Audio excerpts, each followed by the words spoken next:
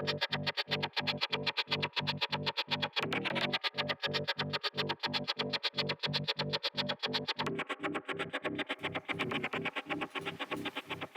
and welcome to Pushing Cardboard. We're here with another unboxing today, and this time it's a real treat. We have a pre-production copy of Eagles in the Sky, an upcoming game from Revolution Games.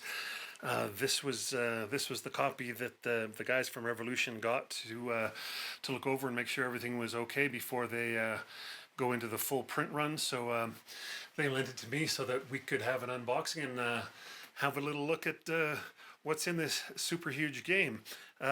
If you're a Revolution Games regular customer, you'll notice one thing really different about this game right off the bat. There will be no bagged version of this game. This comes in a big 3-inch box, and it's heavy. It's full. I mean, there's kind of an insert in there, I think, because of the cards and whatnot. But it's a much bigger package than anything they put out before. So this copy, of course, isn't as in shrink because it was the copy to be examined, as I said, before they gave the okay for the print run. But here's the back side of the box. The game's by Mike Lemick, and he's also done the design and graphics, and Dave Stifler is the developer, which is very cool to hear. A PBEM, or a Vassal opponent of mine. I didn't know he was working on this, so that's pretty cool. It says doesn't give a sort of anything that says solitaire capability or complexity or anything on the back, but well, we'll have a look and see what's on the inside and see if we can judge from there. Okay, right off the bat we have a squadron log, and this reminds me of some of those old Avalon Hill games where you used to get a log to do this and that in. So this is where you log your pilots and their aircraft, I guess. And then we have, similarly, we have a campaign log. Day 1, 2, 3, 4, 5, morning, afternoon. You write down what kind of mission it is, who's in the flight, what the weather is. So yeah, these are, I mean, easily photocopyable, of course, but they give you a couple of giant pads of it. All right, here is the campaign game rule book, and I think this is going to be a big part of this game. Is their campaign game? It's I think this is going to be one of these things where you can do missions or do the big campaign game. The campaign rules are just like 8 pages. Actually, nice looking rule book. It's almost a matte paper. It's no glare at all. This is a good looking rule book. This is a common thing in World War I flying games, aircraft in service dates. So it shows which planes are in the air at the same time as which other ones. For example, the Sopwith triplane's out of service before the Samson 2A comes into service, or before the just barely crosses the Fokker DR1. So you can see that if you're making up some of your own scenarios. Player chart 1, we have a damage table and an encounter table, fatigue table, safe return table. And on the other side we have weather effects, and sequence of play. An engagement victory chart.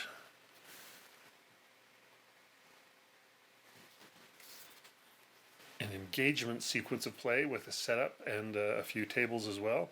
So I guess that's the two different things, is engagements versus campaign games. German aircraft marker display, single-sided, so I guess this is where you put all your planes' markers, and the same thing for the Allies.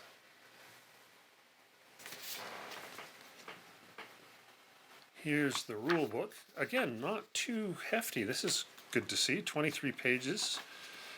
Full color rule book again on sort of a matte paper. It's yeah, no glare here. This looks good.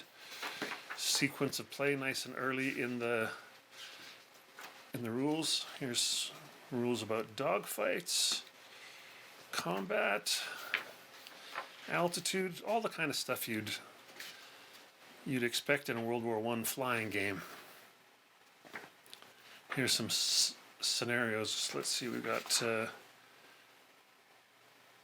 8 scenarios here as well, so on top of the campaign game. And of course, with World War I flying games, it's really easy to make your own scenarios as well.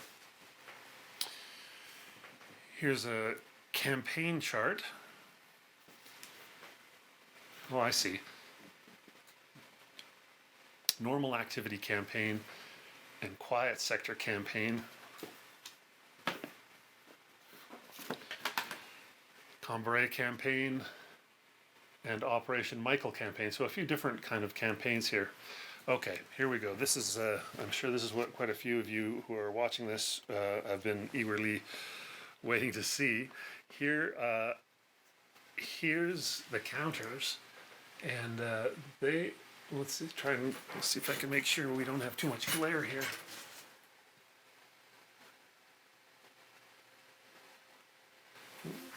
Turn this around.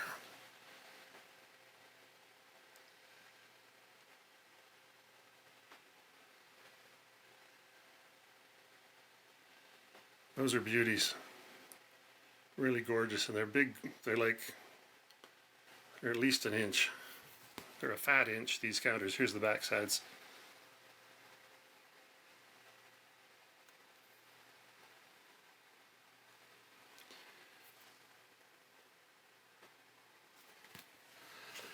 And that was the Germans. Here's the Allies. See old Newport 28 there, Newport 17. Camel. Again, the back side. So I'm never one for little figures of army men on counters and stuff like that. I kind of hate that, but I do love World War I planes drawings on counters. So I don't know, call me a hypocrite, but that's the one time I really like the artwork on the counters. And here's the markers. These are actually more, actually these are probably 5/8 inch. We have some pilots up there, some real pilots and some fake pilots. And then here's it's a full color mounted, sorry, not fully cut, all map boards are fully color, fully mounted map board, and it's not what you're going to expect probably. Let's see if I can.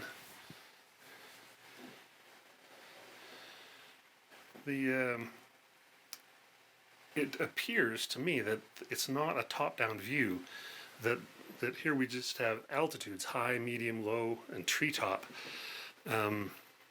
So when you're dogfighting, it doesn't look like it's a top-down view where you're maneuvering side to side. It looks like we're going to have something that's maybe a bit more like the GMT game Wing Leader. I'm not sure. Haven't played it. Don't know anything about it. But sorry there, boys. We see the spots for different planes here, and tailed and tailing. So it looks like it's going to have a quite different style of dogfighting than we've seen in lots of other games. And then giant deck of cards. So steep climb, wing over, wing over, wing over, turn. So we see these are pretty much maneuver cards, and it looks like rather than one big deck, it might be several smaller decks for depending on how many players are playing. I don't know. That's just a guess. But there we go. There, it's your typical good quality poker size cards. So that's what's in the box with Eagles in the Sky from Revolution Games. This is Wow, this is a beautiful looking package. I can't wait to play it and see how it works. I'm a sucker for World War One aerial games. It's probably my favorite topic, really. So yeah, we'll have to get this to the table ASAP and see how it all works. Thanks for watching. We'll see you again on Pushing Cardboard.